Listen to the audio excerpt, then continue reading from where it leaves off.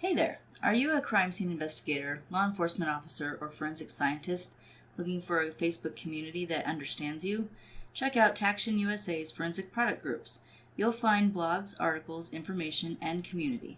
For those of us in the investigative field, there are not many lines of support out there, but Taction USA is a company that was founded by law enforcement for law enforcement.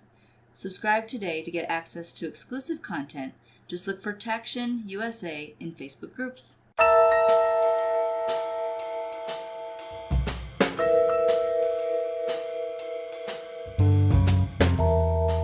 Hey, gang. Hello. All right. Welcome back to Crossing the Tape. Yet another mini episode. Please sign the crime scene log, put on your hats, and grab your bats. Because it's time for batons. Yes. Whack! No. Oh.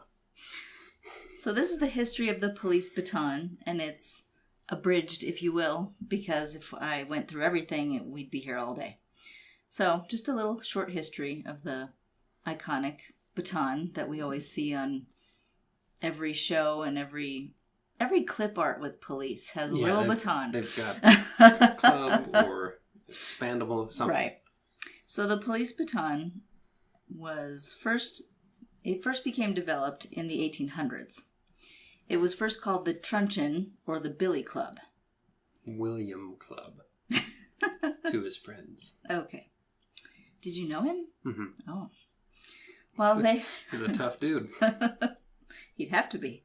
While they have always been seen as iconic and a form of authority in some regard, there has been much controversy about the severity of using them. Yeah. At one time, law enforcement used saps or leather slappers, which were basically concrete-filled leather. Mm-hmm. Or filled with lead BBs. Well, still, it's leather with a bunch of weight. Yeah, it's like having a brick in your purse. It's like putting a lock in a sock. Yeah. This, of course, could act as a deadly weapon and has been modified to today's batons instead, which are a lot lighter, too.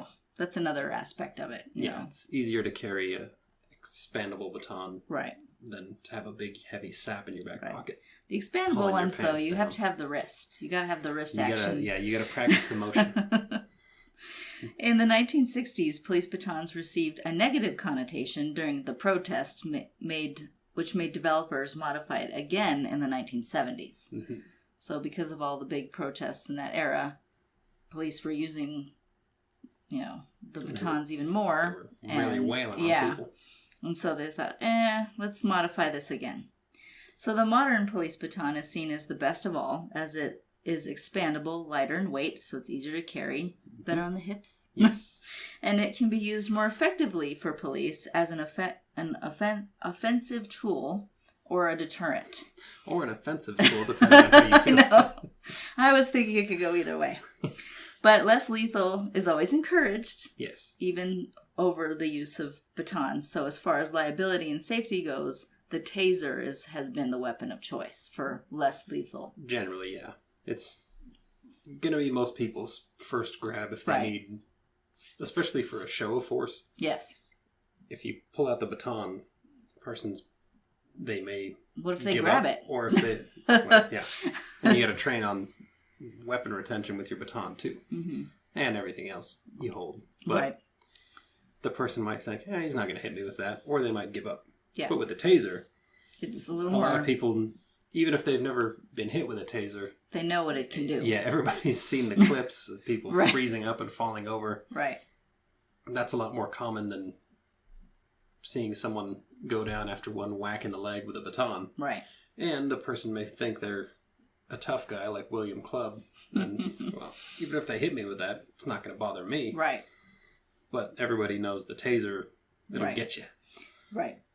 So, that's a brief history. And the most common brand of expandable baton is the ASP. And do you know how it got its name? I don't know. I think you've said this before, but I'm not sure. It's because the first guy to get whacked with one, that's the sound he made. He went, ASP!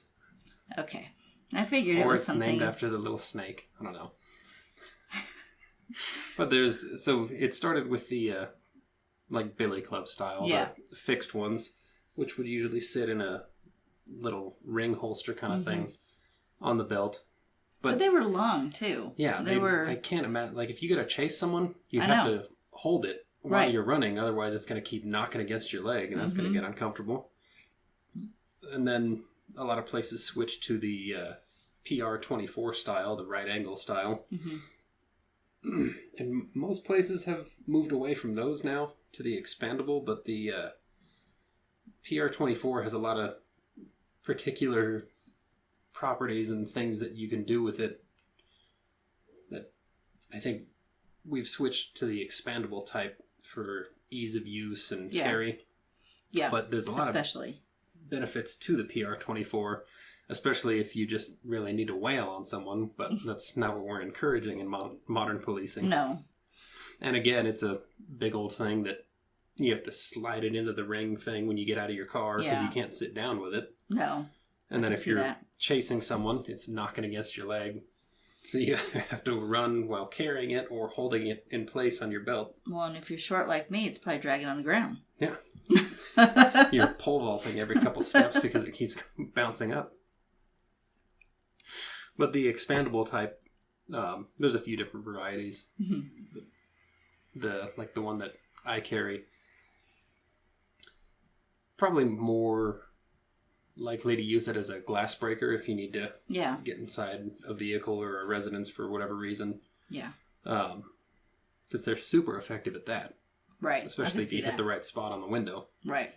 But they're very powerful for feeling so lightweight. It's like rolled steel is what the actual baton, the strike surface is made of. So you don't have to hit something very hard to hurt it. Right. Or someone. So it's going to be very particular circumstances that you're actually taking it out and striking someone with it. In the modern day, especially nowadays, tasers available to quickly incapacitate someone and hopefully multiple officers around, and you can coordinate force to subdue someone before it turns into them trying to beat you and you whacking them with a metal rod. Yeah.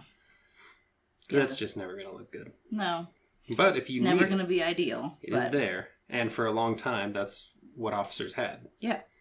Yeah, for a long time, that was it. Before the benefits of tasers, before pepper spray, if someone didn't want to listen, they were going to get thumped. Yeah. And for a long time, that worked. Yeah. But I think we've found better ways to handle things without first going to baton right off the bat. But So that's it for batons. Yes. And we hope you enjoyed this history and nonsense. Yes. I'm going to send this clip to William for approval. Okay. But in the meantime, please sign the crime scene log on your way out. Thank you for joining us. Stay safe. Goodbye. Are you tired of speculative, sensational, poorly researched, and disrespectful true crime podcasts? Me too.